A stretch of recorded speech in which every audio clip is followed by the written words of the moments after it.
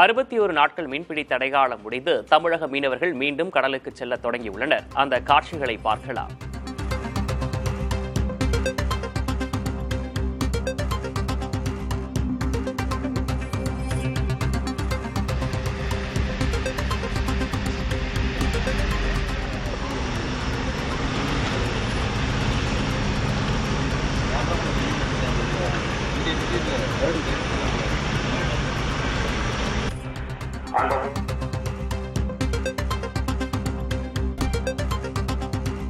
அறுபத்தி ஒரு நாட்கள் மீன்பிடி தடைகாலம் முடிந்து தமிழக மீனவர்கள் மீண்டும் கடலுக்கு செல்ல தொடங்கி இருக்கிறார்கள். இது தொடர்பான கூடுதல் விவரங்களை செய்தியாளர் கோகுலிடம் கேட்கலாம். கோகுல், எவ்வளவு படகுல மீன்பிடிக்க சென்றிருக்கிறாங்க? மீன் வரத்து அதிகரிக்கும், விற்பனையும் அதிகரிக்கும், விலையும் குறையும். கூடுதல் விவரம்.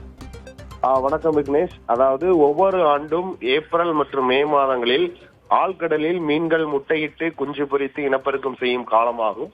இந்த காலங்களில் விசைப்படகுகள் ஆழ்கடலில் சென்று மீன்பிடித்தால் மீன் இனம் அடியோடு அழிந்துவிடும் என கருதி ஆண்டுதோறும் ஏப்ரல் மாதம் 15ஆம் தேதி முதல் ஜூன் மாதம் 14ஆம் தேதி வரை 61 நாட்கள், அதாவது கன்னியாகுமரி முதல் சென்னை திருவள்ளூர் வரையிலான தமிழகத்தின் கிழக்கு கடற்கரை பகுதியில் விசைப்படகுகள் மீன்பிடிக்க தடை விதிக்கப்பட்டு வருகிறது. அதே போல இந்த ஆண்டும் தமிழகத்தின் கிழக்கு கடற்கரை பகுதியான கன்னியாகுமரி முதல் சென்னை திருவள்ளூர் வரை விசைப்படகுகள் கடந்த ஏப்ரல் 15ஆம் தேதி முதல் மீன்பிடிக்க தடை அமலுக்கு வந்தது. இதைத் தொடர்ந்து கன்னியாகுமரி அருகே உள்ள சின்னமுட்டம் மீன்பிடி துறைமுகத்தை தங்குதளமாக கொண்டு மீன்பிடி தொழிலில் ஈடுபட்டு வரும் 350க்கும் மேற்பட்ட விசைப்படகுகள் மீன்பிடிக்க செல்லாமல் துறைமுகத்தின் கரையோரம் வைக்கப்பட்டிருக்கிறது. குறிப்பா தூத்துக்குடி, ராமேஸ்வரம் உள்ளிட்ட அனைத்து பகுதியில் இருக்கக்கூடிய மீனவர்களும் மீன்பிடிக்க செல்லாமல் இருந்து வந்துள்ளனர். இந்த நிலையில் மீன்பிடி தடைக்காலம் நேற்று நள்ளிரவுடன்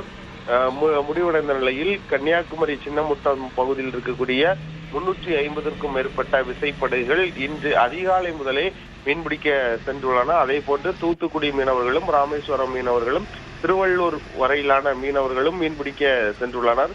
2 மாதங்களுக்கு பிறகு இன்று மீன்பிடிக்க விசைப்படகுகள் கடலுக்கு செல்வதால் மீன்பிடி துறைமுகம் தற்போது களை கட்ட தொடங்கிட்டது. மேலும் இரவு கரை திரும்பும் மீனவர்கள் தமிழகத்தில் பல்வேறு மாவட்டங்களில் இருந்தும் கேரளாவில் இருந்தும் வியாபாரிகள் மீன் வாங்க வருகின்றனர். அது மட்டும் இல்லாமல் மீன்கள் விலையும் குறையும் என எதிர்பார்க்கப்படுகிறது. விவரங்களுக்கு நன்றி கோகுல்.